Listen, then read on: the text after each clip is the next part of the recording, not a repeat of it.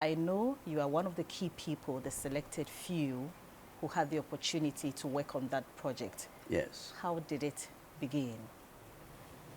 Well, in the year 1989, I came on a mission from an organization called the United Nations Center on Transnational Cooperation. There was a meeting on petroleum regimes in this country, and my organization had been given advice to Ghana. In the course of that meeting, I met Justice Zanan and the late Captain Chikata, whom I knew. And I asked them that although economically they were getting a good press, internationally there was some concern about when they will return to constitutional rule. And they said, oh, well, we are thinking of the process. And when we reach a certain step, we will ask you to help. Will you help? And I said, certainly. So the steps leading to the Constitution are three. Okay. The first one was a survey of the country about their opinions on the future political constitutional structure of the country. That was undertaken by Justice Annan in his capacity as chairman of the National Commission for Democracy. That was done, I think, in 1990. And it gave, they came with a finding that Ghanaians wanted a multi-party system of government. So that was a major finding about 1990.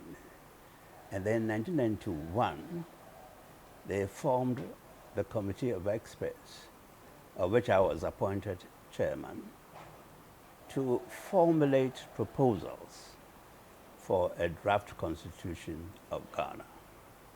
That was not the final constitutional document, but proposals. This committee consisted of the late Osiadiayo, Dr. Ajiman Bedu, Paramount Chief of Doma, the late Justice Annie Jage, the late L.J. Chinrehese, and the late Ebo Bensi Encho, a lawyer. It also consisted of Kojo Afarejang, Dr. Jibun, and Dr. Anna, Professor Evio Dankwa, and Mrs. Sabina Ofurubuatun was member secretary. Okay. We sat down under very, very strained conditions. Our time was limited. We had barely 2 months to put down these proposals. So we finished the proposals, and then our proposals were submitted by the PNDC to the Consultative Assembly. Okay. Consultative Assembly consisted of representatives of all the... That was the third stage. Sorry? That was the third stage. That's the third stage, yes.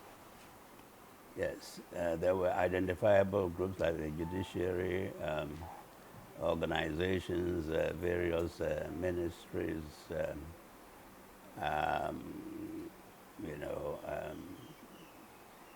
chiefs, and also representatives of all the district assemblies.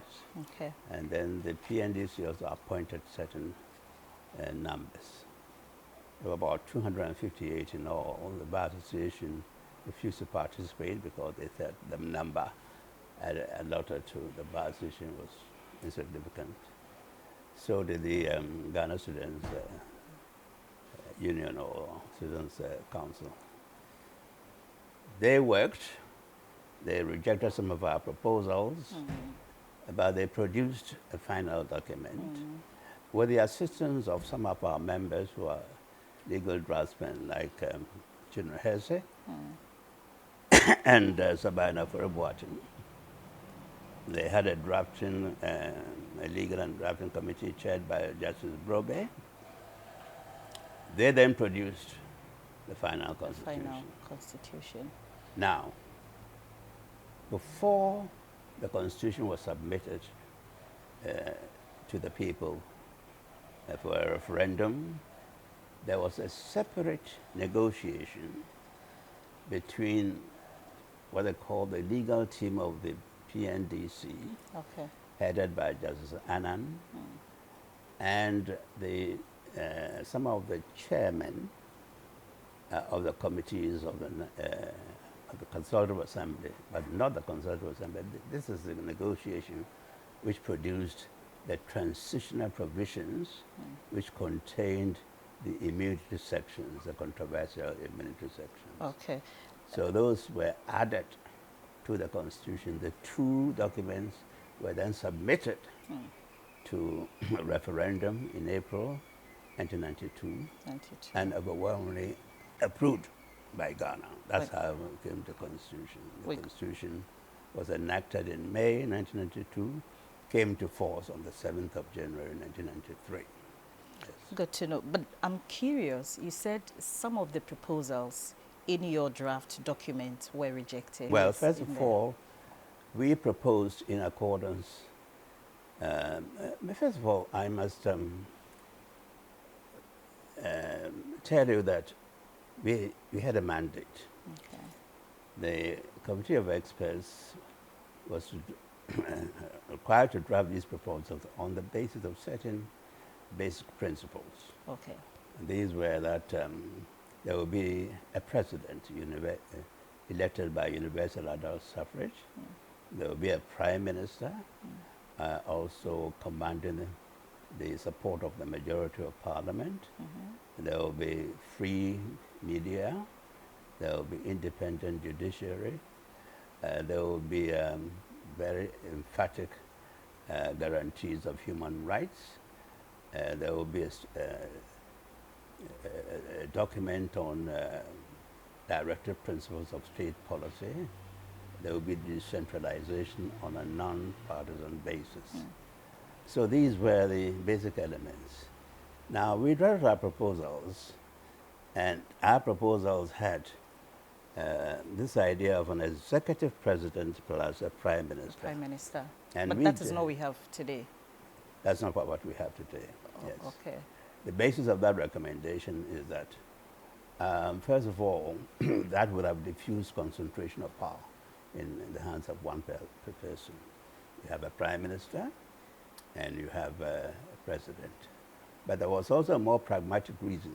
That was that there will be division of labor. Okay. You know, there are people who may have the gravitas and the electoral appeal to be elected president, but may not necessarily be very good at, you know, coordinating and actually running the machinery of government and getting ministers to coordinate and so on and so on. So many countries have this dichotomy, executive vice president and a prime minister. So that there's concentration on the actual machinery of running the economy and things of that sort. They rejected that, and the idea that you can't have two lions in one hole, or you can't have two captains in a ship. But the position is that you have them in Southern Africa, in Namibia, in Tanzania, in Zambia. You have them in most French-speaking African countries. You have them in most Eastern and Central European countries. You have them in Sri Lanka,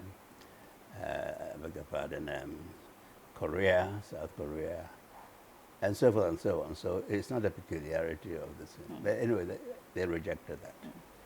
The other thing they rejected was an enlarged and a more effective Council of State. Okay. Yes, we wanted a non-partisan Council of State with the president not appointing a majority of them, just a few of them, with the parliament participating in the appointment, with various people, former presidents becoming members, as many as 40, to provide a real non-partisan forum for discussion, almost like a second chamber.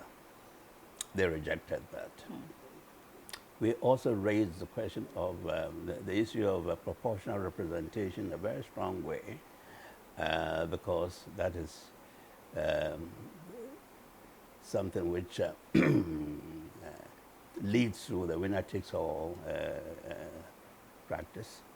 And we actually said in our proposals that we don't want to have Ghana a situation where, by using the democratic process, a particular party becomes, you know, the, the gets the opportunity to monopolize executive power, where we have cabinet virtually. This is exactly what we have. And we cited examples like Switzerland and Malaysia, where they have a more sort of consensual approach to government, a more inclusive system. We pointed out other countries like Sri Lanka and Trinidad and Tobago, where they have the other one. But we were not prepared to go along with this. I think they said the proportional representation was too complicated. We even went to the extent of going to Germany to study their proportional representation system in order to prepare for Ghana's take-up. They rejected that. Another thing they rejected was that we recommended a more decentralized local government system. And we, for example, suggested that what we now call the chief executive should be elected by the assembly, you know, not the president, not appointed by the president. They rejected that. So some of our proposals were rejected, but in the long run, I've always said that the Constitution has been a very useful document for the country. For example, it has the most elaborate guarantees of human rights. And if you look at our human rights, chapter 5, it's very elaborate. We were very sensitive to all the international instruments in this area. We were helped a lot by Mrs. The late Justice Giage, who was an international figure in this field, particularly advancing the rights of women and civil and so on. If you look at chapter 6, Directive Principles of State Policy, they have all the provisions for good governance. So I don't want to be monopolized. I could go on and on. And talking about the Constitution, I will go on to say that it has served this country well. Many people have criticized the Constitution. We'll come to the criticisms later on. But I want to emphasize that for the first time we have a Constitution which has survived for 30 years. 31 years. Which has provided stability, which is the foundation of Ghana's reputation as an oasis of constitutional and democratic stability in a turbulent region, which has provided the basis for the transfer of power from one party to another party, which has never seen a real constitutional crisis, and which is not responsible for the many ills that plague us, which I can come to that. Many of the problems that we face in this country, whether it's corruption, whether it's declining city, whether it's a failure to convert a colonial type of economy into a more productive one with value added, these do not derive from the Constitution. So Nana, you were part of the whole process. You've left it, and we've gotten to a point where people are even calling for the review of the document. To you, what would be your observation or comment concerning the implementation of this critical document? Yes. My personal view is that the country is obsessed with this idea of reviewing the Constitution. I want to ask those people who are calling for a Constitution, what are their ultimate objectives? Do they want to ensure more efficiency? Do they want to ensure more democratic practices? Have they thought of development? as a development, I have very talk of the objective of development. In what way does the Constitution impede development? In what way does the Constitution fall short of democratic principles? My, my view is that sometimes people assume that certain practices, the political culture, is a result of the Constitution. But when you look deeply, it is really not the result. It doesn't derive from the Constitution. It derives from the culture, the political culture, the mindset of people. Let me give you a few examples. It has been said that presidential powers are excessive. And if you look at the provisions of the Constitution, I think there's some point in that. Okay. However, the situation has been aggravated, in my respectful opinion, by what we have done subsequent to the inauguration of the Constitution. For example, the Constitution never said that upon the inauguration of a new president, suddenly all boards of statutory corporations should be dissolved and replaced with new members. It was the Presidential Transition Act of 2012 or thereabouts that brought this, because of our partisan, extremely partisan approach. The people come to power and they want to bring their people. And it even affected the chief executives of these corporations until the Supreme Court held that chief executives are public servants and they cannot be changed like that. So this is a case where, without a constitutional provision, more power, because if you dissolve, you know, if you remove all the directors and so forth, you have to appoint new ones. It strengthens, widens the president's power. The appointment of members of parliament to serve on boards, that was not dictated by the Constitution, and it's in fact alien to or repugnant to separation of powers. It is done. There was a time when by virtue of the interpretation of Article 108, the Parliament felt that no individual could actually submit a bill without the approval of the President. That has changed now, because the former Speaker thought this was so. So you have situations where power are being compared on the President, even when the Constitution doesn't provide for that. So Nana, if I get you, then it means that the Constitution is not a problem, but the implementation of the implementation is in many cases a problem. Let me give you another case of implementation. You know, many people are sometimes concerned by international agreements. And they said, oh, we didn't get a good deal or not. Now, some time ago, I used to be chairman of what was known as the Public Agreements Review Committee. At the executive level, no agreement could be passed on to either the cabinet or whichever council was the ultimate, without a review by this committee. Now, when we were doing the Constitution, we thought we would reinforce this by providing in Article 1815 that international business transactions and international economic transactions will be subject to the approval of Parliament. This will strengthen the mechanism for scrutiny. That's what we thought. First of all, the politicians, as soon as the Constitution came into effect, said, oh, if there's a provision in the Constitution for reviewing, then we don't need this interministerial committee, which is a mistake, because at the executive level, that's very important. Then, when it comes to Parliament, you often get a certificate of emergency, process this as soon as possible in 48 hours.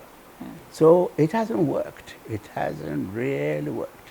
So that's a case where implementation has been defective. And you say Parliament doesn't have oversight responsibilities. Here's a particular effective mechanism for controlling the executive, which is not properly used. You know, Parliament has a right to hold an inquiry into any ministry or department. Okay. It hardly does that. And so forth and so on. Parliament has the right to review foreign exchange transactions. It hasn't done that. You know. So what is preventing us from doing that? Yes. So there you are. You have situations where power has been given, it's not being utilized, where the president's power are excessive more are being added. Almost a feeling that, you know, the president has, even Article 71, this is going to be very, very controversial. But Article 71, you know, it provides for the payment of salaries to certain categories of public servants. Now, I agree that in principle, such a provision could be abused, if not, because the idea that certain people, I think the idea was that, you know, civil servants are regular civil servants, but you have people like, you know, presidents and vice presidents, MPs Judges. who come in for a while, so something different has to be arranged for them. And that article came from your group, or it was the add-on? That's what I'm going to say. It did not come from my group. Okay. We did not recommend that at all. Okay. Nor was it fully discussed, even in the Constitutional Assembly. It was lifted from Article 58 of the 1979 Constitution in the, you know, in the process. When people were drafting, well, is that solution okay? Oh, let's put it in, that kind of thing.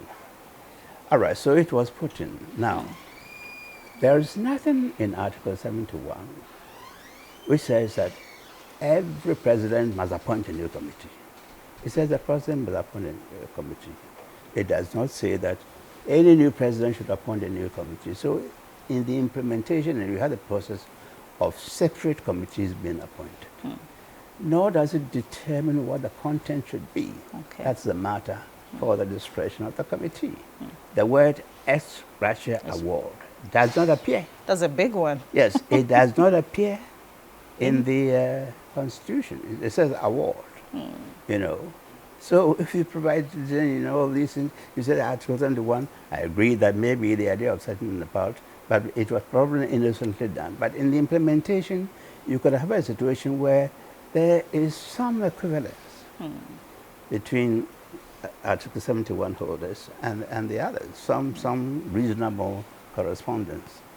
Furthermore, Article 71 doesn't touch the chief executive of corporations, statutory corporations, who are really getting really sort of special arrangements. That hasn't caught the public eye because in the Constitution, yeah. So the implementation of the Constitution is one thing. I admit that certain things can be deterred, but I don't think the economic performance has been deterred by the Constitution. I do not think our productivity has been deterred by the Constitution. By the Constitution. And so forth and so on. But quickly, let's look at the transitional clauses also. Yes. Because I've heard commentary to the fact that Yes. they were put in there for specific people. Correct. Was it the case, Nana? Yes. Well, first of all, our committee was not responsible for that. And as I've explained it, even the Constitutional Assembly did not fully discuss that. It was the result of a special negotiation between the legal team of the PNDC and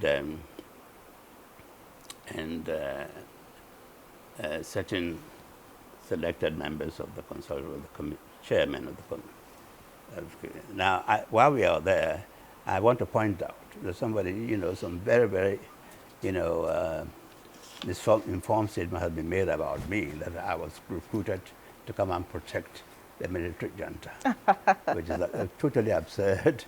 But I had no hand in the transitional provisions. So that is how they came. They came about a special way. Now, It wasn't done by the Committee of Experts, and even the Consultative Assembly did not discuss it. But I will make the gratuitous comment that this is a provision which is found in all our constitutions. Okay. 1969, 1979 constitutions, and 1922. Wherever you have a situation where the military who took over power are handing over power, they need some or protection. they request protection. I remember when I was appointed chairman of the Committee of Experts, I met General Asante in New York. And he made one comment which I've always said. He said, military regimes, in military regimes, the military are always hesitant to hand over power because they don't know what will happen to them. And if you look at the case of Pinochet, of Chile, he was handled by about 7 tribunals from, Spain, to UK, and then to Chile, about 7. Some said yes, some said no. There are always people who will say that nobody should be given immunity from having participated in an illegal ouster of constitutional authority. There are others say that let sleeping dogs lie. In Ghana, I would like people to concentrate on what was done under President Kufuor's term. He was the first president to come in after Rawlings. So this question, they confronted this question squarely. And what he did, if you recall, is that they constituted a reconciliation commission, National Reconciliation Commission, which gave the opportunity for all those who had been wronged by the regime, who had been maltreated and mistreated, to come and air. And they called everybody, including Rawlings, to answer. And after that, they made recommendations, mainly in the form of compensation and so forth. And that was the end. That's how they treated it. They did the same thing in South Africa. Okay. The same thing in Liberia and so forth. So it is a debatable issue. But if you want to know what happened, my committee was not responsible. Was not responsible. Even the Consultative Assembly was not responsible, except that some of its leaders participated in the negotiation. So, Nana, we have used the Constitution for over 3 decades now. What sort of recommendations Well, I would like you to make? emphasize that we have been reviewing the Constitution for 30 years. I started the process in 1991 when I was made chairman of the committee, who had criticized furiously and viciously. And at the Consultative Assembly, when they finished and the whole thing went to the referendum, even after approval, the Constitution has been reviewed and criticized and so forth. My first advice to my countrymen is that, first of all, look at the basic causes of the things that are wrong in this country. I do not think they derive from the Constitution. Also consider that changing the Constitution itself does not necessarily transform the country into a developed country. Okay. Nor does it necessarily result in constitutional behavior, because that depends on the values of the persons concerned. So we want to talk about as if the document itself will magically transform the whole country into this thing. You had the Constitution in South Africa, which is supposed to be the best. They have state capture. So and also, before I come back to my own recommendations, the Constitution has been criticized for 30 years. if anybody wants to review it, the review has been done. You know, there was a whole Constitutional Review Commission set up, cost the country $2 million. It went on for 2 years under the chairmanship of Professor Fiajo. They have produced a volume.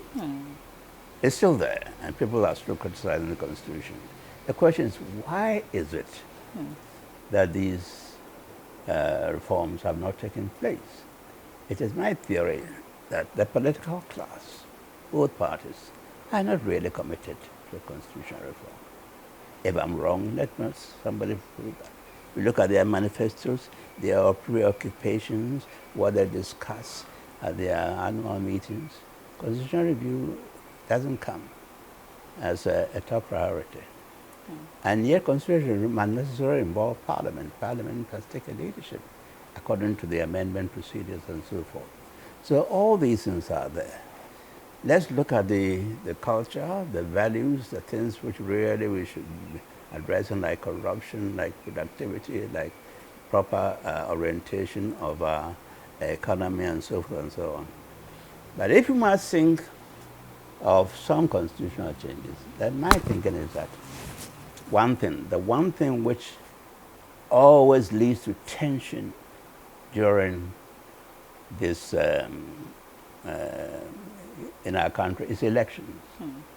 Why do elections become so tense? Because it is seen, the elections are seen as a matter of life and death. If one party gets in, it monopolizes not only the political structure, but even the levers of the economy. And so I am interested in some constitution which will be inclusive. Okay. Which will unabashedly provide for the sharing of power. I'm interested in that. Okay. I'm also interested in the constitution which will be committed to development. Now, when you have a situation where every 4 years you change your ministers, every 4 years you change Members of important, public officers, you even change contractors, so forth.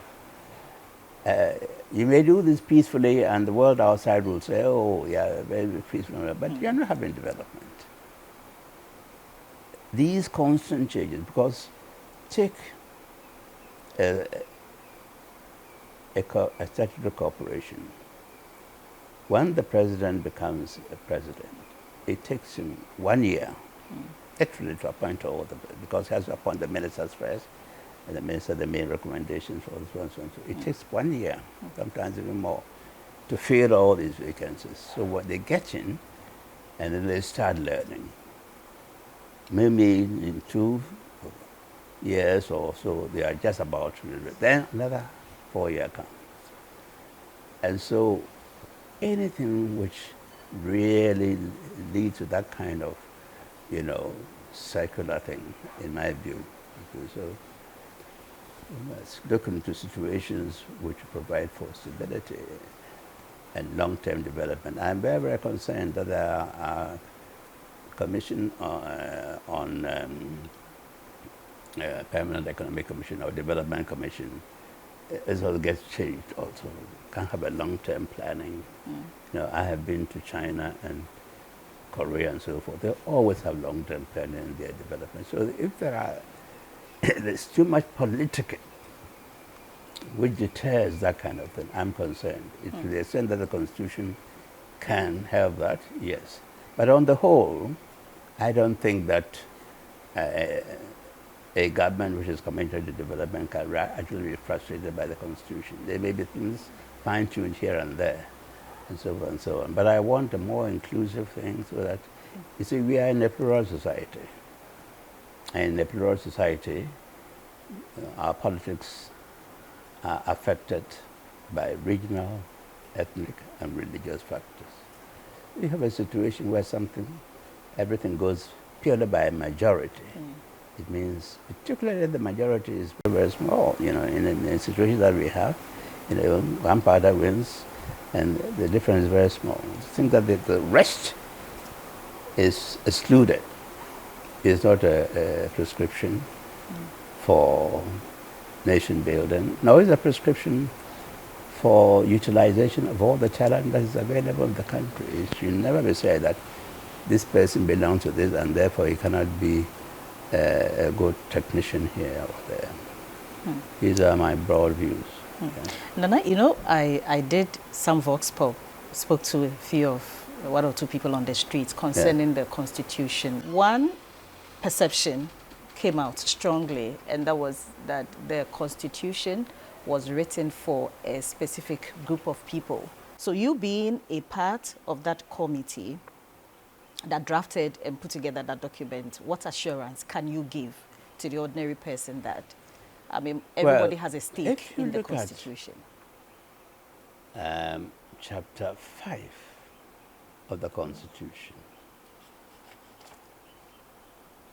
it talks about fundamental human rights. They are for everybody. If you look at chapter 6,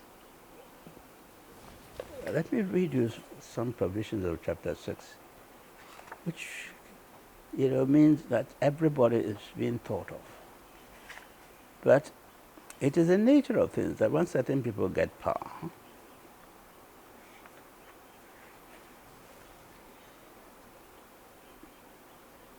for example, the state, that's 35.6.3, the state shall promote just and reasonable access by all citizens to public facilities and services in accordance with the law. 5, the state shall actively promote the integration of the peoples of Ghana and prohibit discrimination and prejudice on the grounds of place of origin, circumstance of birth, ethnic origin, gender, religion, creed, or beliefs. Then you have situations where 36, shall we say, 2A, the state shall in particular take all necessary steps to establish a sound and healthy economy whose underlying principles shall include A, the guarantee of a fair and realistic remuneration for the production and productivity in order to encourage continued production and higher productivity. B, affording ample opportunity for individual initiative and creativity in economic initiatives, foreseeing an enabling environment for a pronounced role of the private sector and the economy.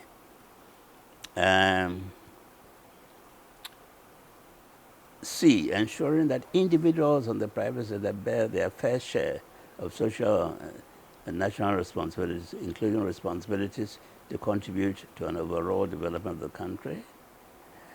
There are certain places where they talk of ensuring the happiness of all. We have, as I say in this thing, a full statement which should, if translated into action, will benefit everybody. So it is not the Constitution which is depriving the ordinary man. It is the way in which the Constitution is implemented. And the way policies are formulated. It has nothing to do with the Constitution if the politics are not sensitive enough to the plight of the people. It does not. This document, Chapter 6, it says it all. About the state shall safeguard the health, safety, and welfare of all persons in employment, and shall establish the basis for full employment of the creative potential of all Ghanaians. Every article of good governance is here. So the translation of these principles, which is the function of those in power, and is translated into policy and their programs, that is what is wrong, not the Constitution. So, Nana, with all that we've talked about in terms of challenges we are facing, Article 71 and other clauses in the Constitution, which is really not helping the average Ghanaian, from your experience, where you sit and all that, how do you foresee the future of Ghana's democracy? Well, first of all, there's a very important exercise going on in IEA in the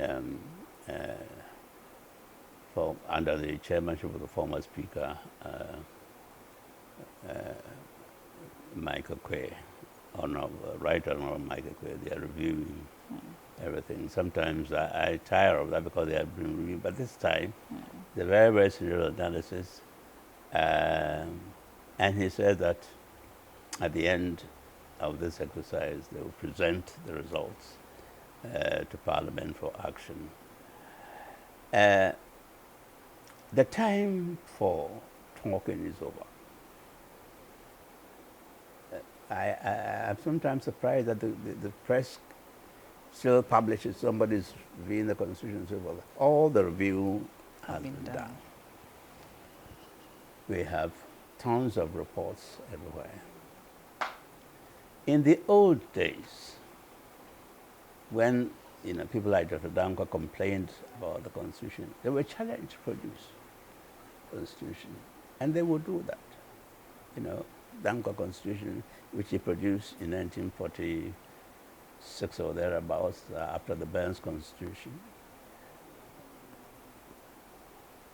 My advice is that, right, enough has been said and reviewed. The challenge is to produce one. Let all the thoughts be collated and let Parliament get into action and actually translate some of these things into action. I do not think that the Constitution is an impediment to economic progress. I do not think the Constitution leads to corruption. In fact, there are emphatic prohibitions of corruption.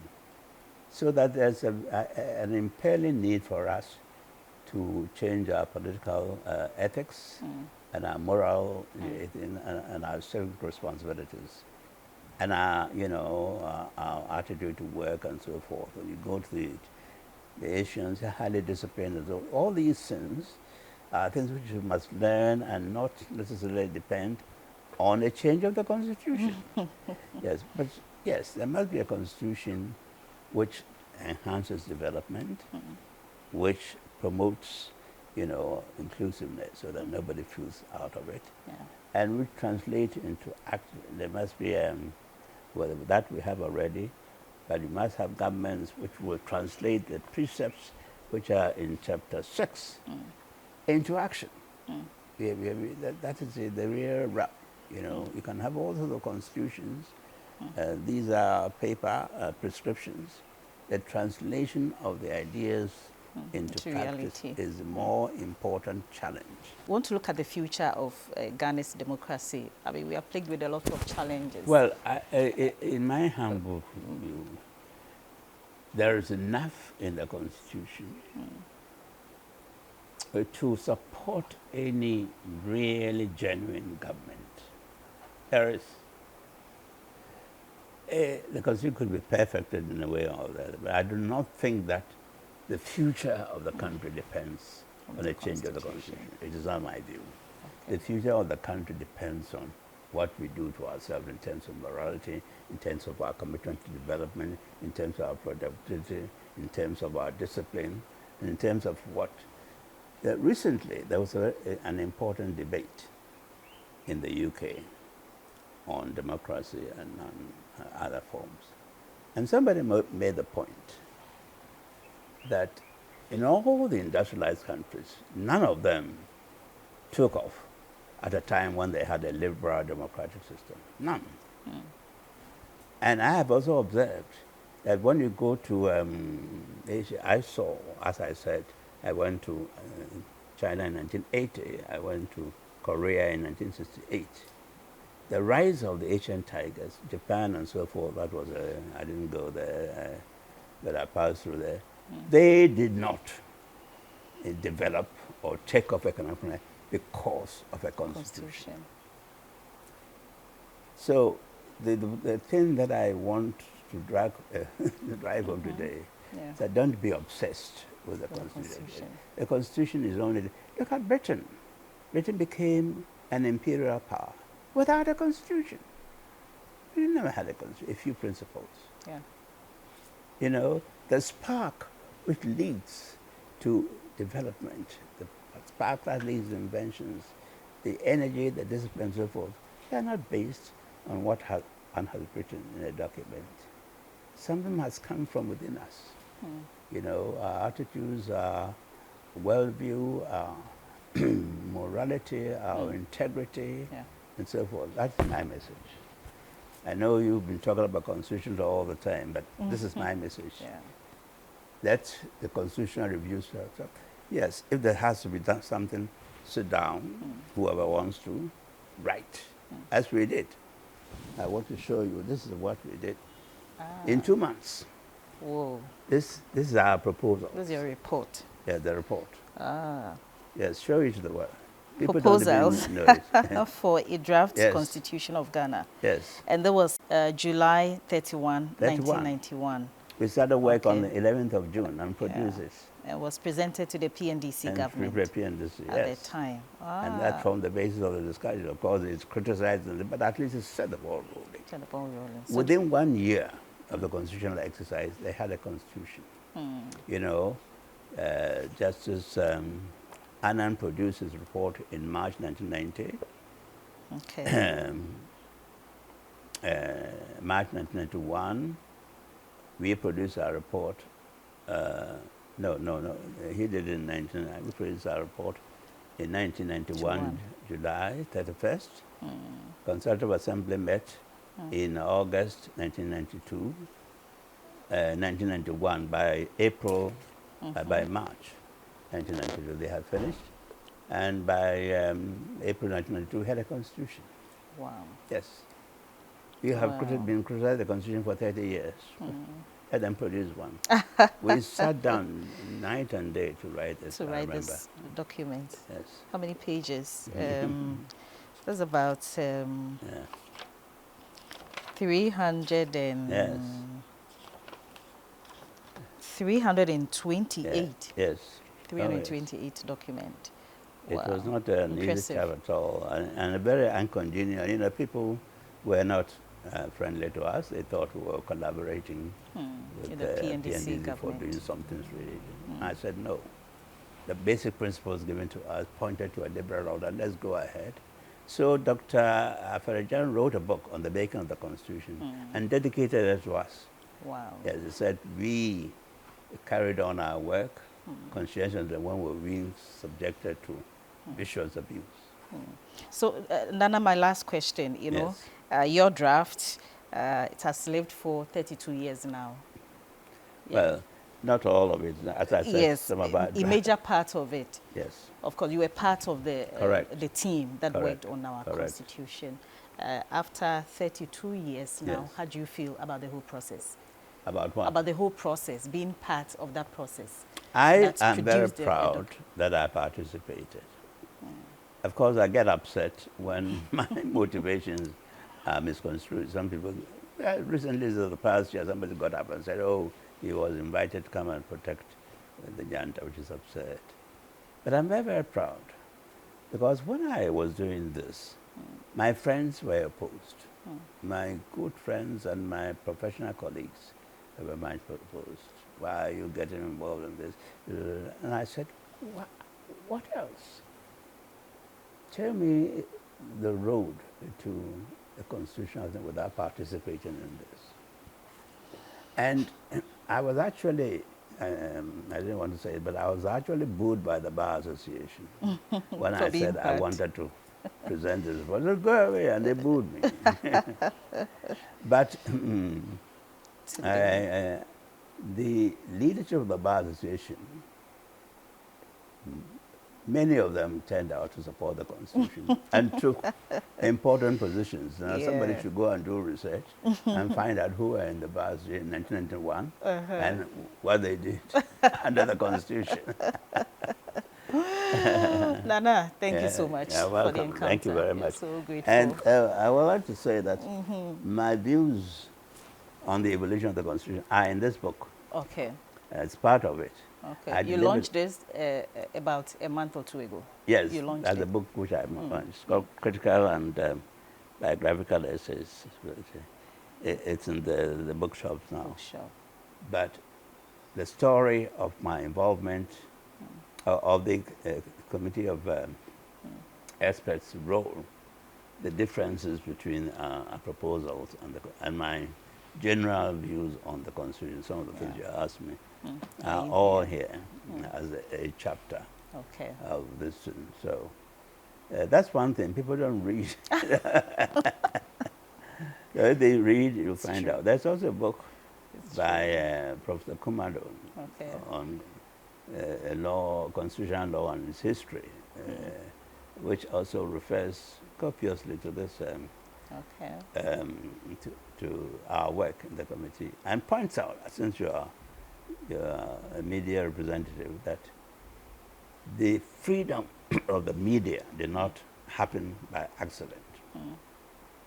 It is because of the work that the Committee of Experts did. We had to justify it. Because in those days, 1991, there was no private Culture of electronic silence. media. They had to get a license before publishing. The government was dominant in the print press. And so the liberalization of the media. the arguments they put, they carry the day. And those are That's some chapter of the, 12 of the yes. Constitution. So those are some of the achievements of the committee. And then the idea of very elaborate human rights charter, and the idea of also having track the combination of human rights and administrative justice. That is something we borrowed from Namibia, and it's become very, very, very useful. We were responsible for recommending that 5% of the national revenue should be devoted to the common fund. Okay. That is the to local government. That is the basis of the common fund of the. They didn't accept some of our proposals, but at least that one was there. And other things which one looks back and says, well, it's all right. On the whole, Ghana has had a good reputation. As a reasonably good governance system. And it's based on the Constitution. This is my argument. So you may criticize the Constitution, yes, but that is the basis. Sometimes we celebrate the Fourth Republic without referring to the Constitution. And I don't think people who are involved in the making of the Constitution, both the Committee of Experts and the Constitutional Assembly, they haven't been honored as a group. They deserve an honor. Of course. Okay. Of course. All right. Thank you so much, You're Nana, welcome. for the You're opportunity. welcome. Thank you. We are grateful. Well, so it has been an encounter with Nana Dr. SKB Asante, and he's one of the members who drafted the 1992 Constitution. And according to him, a lot has been captured in this book, his book, The Critical and Biographical Essays of Nana Dr. SKB Asante, From an African Village to the Global Village and Back. Thank you so much, Nana, for the encounter. Thank you. We're grateful. Available. Thank you so much for watching GPC News. Bye for now.